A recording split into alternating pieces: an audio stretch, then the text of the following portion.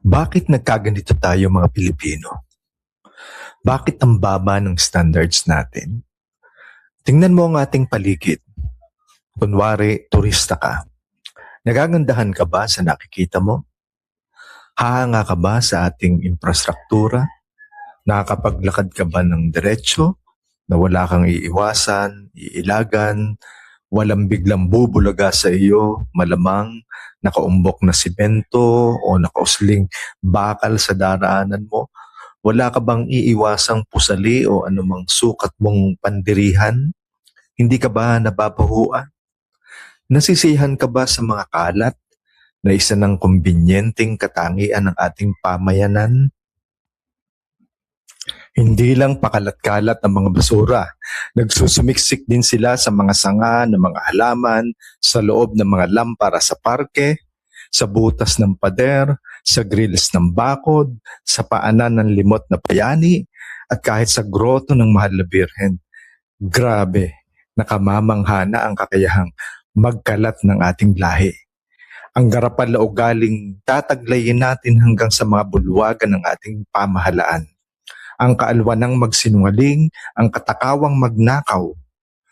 Araw-araw ko nang itinatanong sa sarili ko, bakit nagkaganito ang bansa ko?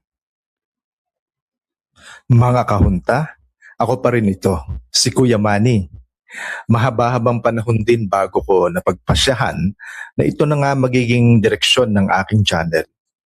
Mula pagkabata, lumaki ako sa mga kwento ng katalinuhan, kabayanihan, pagiging makadiyos, makapamilya, makabayan, at iba pang magagandang katangian daw ng mga Pilipino.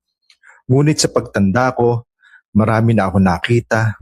At kagaya ko rin ba kayo na ngayon binubulaga ng katotohanang isa na lamang palang malamig na kasaysayan ang lahat ng narinig ko tungkol sa liping Filipino? Itatanong ko uli, bakit ang baba ng standards natin? Hindi ba obvious naman? Ito ba yung bansang bumababa pa lang ang eroplano sa airport, ramdam mo na agad ng ganda?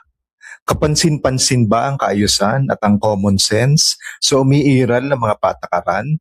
Panatag ba ang kalooban mo sa katapatan ng lahat mula sa mga opisyal, kawani, at maging sa mga taxi driver?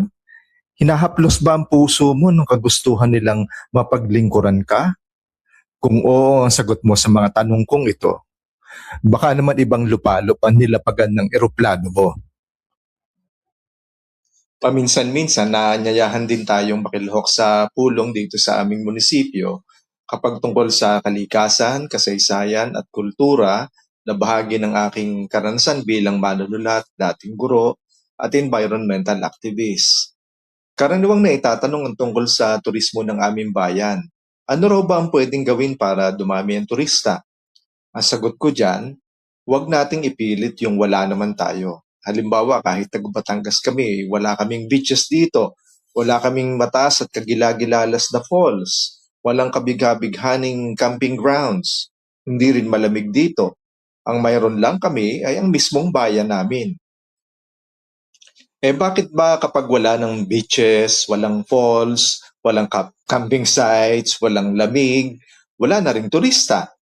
Tapatan nga tayo. Ano bang pinupunta ng mga turistang Pinoy sa Europa, Amerika, o kaya sa Dubai, Japan, Hong Kong, Singapore, South Korea, Thailand, at iba pang bansa?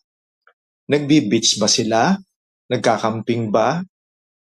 Di ba namamasyal lang naman, lakad ng lakad, food trip, shopping, di ba wala naman masyadong galawan gaya ng pag pumupunta ang mga turista dito sa atin? Magbo-Boracay pa, Siargao, El Nido. Hindi ba pwedeng maglakad-lakad na lang sila diyan sa Maynila, di ba? Kumain ng balut, isaw, paa ng manok.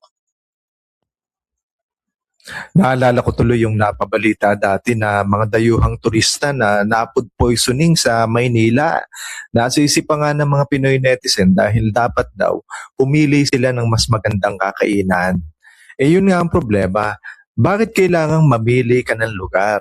Hindi ba dapat kung mataas ang standard natin, kahit sa turo-turo kumain ng mga turista natin, hindi sila mapapahamak?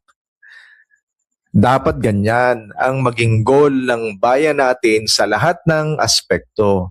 Yung sapat na ang maayos, malinis, maaliwalas, masarap at ligtas para sa residente o turista man. Magkomento ka naman. Kung may tanong ka, iwan mo lang sa ibaba at sasagutin ko yan sa susunod nating huntahan.